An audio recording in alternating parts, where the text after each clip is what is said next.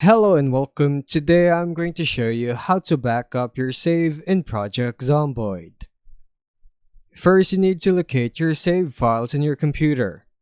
By default on Windows, they're in your user folder under Drive C, your PC username. Zomboid then saves, with subfolders for Survivor, Sandbox, Multiplayer, and etc., depending on what mode you play. Make sure Project Zomboid is closed before you back up. The game writes save data when exiting or sleeping, and copying it while it's running can miss recent changes. Next, open that saves folder in File Explorer. You'll see one or more folders named after your worlds or game modes.